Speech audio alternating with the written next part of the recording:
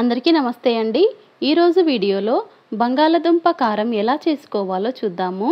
ఈ కర్రీ వండుకోవడం అయితే చాలా ఈజీ అండి. ఇది వైట్ రైస్, చపాతీ దేంతో అయినా బాగుంటుందండి. దీనికోసం అయితే బంగాళదుంపల్ని ఉప్పు వేసి ఉడికించుకోవాలి. మనం పెద్దగా ఉంటే కనుక 2 ముక్కలుగా కట్ చేసి వేయండి బంగాళదుంపల్ని.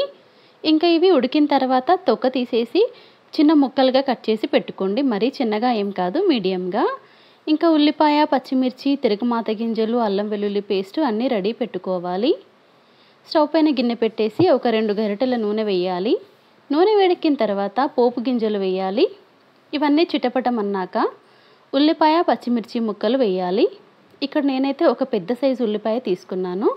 బంగాళదుంప వచ్చేసి ఒక అరకిలో దాకా ఉంటాయి, కొంచెం తక్కువ ఉంటాయి అరకిలోకి. ఇంకా ఉల్లిపాయ సగం వేగిన తర్వాత అల్లం వెల్లుల్లి పేస్టు, కరివేపాకు వేయాలి.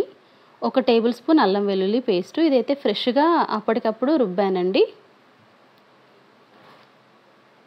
ఇంకా అల్లం వెల్లుల్లి పేస్ట్ కూడా పచ్చి వాసన పోయి మంచిగా వేగిన తర్వాత పసుపు వేయాలి. ఒక 1/2 టీ స్పూన్ దాకా పసుపు వేసి ఒకసారి మంచిగా కలిపేసి కట్ చేసుకున్న బంగాళదుంప ముక్కలు వేయాలి.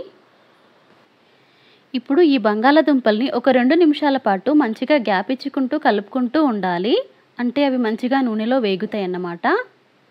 2 నిమిషాలు అలా వేపించిన తర్వాత 1.5 టీ స్పూన్ కారము, 1 టీ స్పూన్ ఉప్పు కారం అయితే మీ రుచికి తగినట్టు వేసుకోవచ్చు.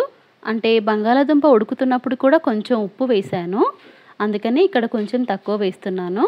1 టీ స్పూన్ ధనియాల పొడి, 2 టీ స్పూన్ల ఎండు కొబ్బరి పొడి వేసి మరి కాసేపు వేయించాలి. 1-2 నిమిషాలు అడుగంటకుండా మాడిపోకుండా చూసుకుంటూ గ్యాప్ ఇచ్చుకుంటూ కలుపుకుంటే ఇంకా కర్రీ అయితే రెడీ అయిపోతుందండి మనకు. ఉప్పు నేను అక్కడ మర్చిపోయానండి, అందుకే ఇప్పుడు వేస్తున్నాను. 1 టీ స్పూన్ అంతా ఉప్పు వేసి అంతే ఇంకొక నిమిషం పాటు అలా వేయించుకుంటూ కలిపేస్తే సరిపోతుంది. చివర్లో సన్నగా కట్ చేసిన కొత్తిమీర ఆకుంటే వేసేసి స్టవ్ ఆఫ్ చేసుకోవడమే. ఈ కర్రీ అయితే చాలా బాగుంటుందండి. మనం ఉత్త అన్నంలో కలుపుకొని తిన్నా బాగుంటుంది. రసము, పప్పుచారు వాటికి కాంబినేషన్గా తినొచ్చు. చపాతీ లాంటి వాటితో కూడా చాలా బాగుంటుందండి. ఈ వీడియో నచ్చితే ప్లీజ్ లైక్ చేయండి.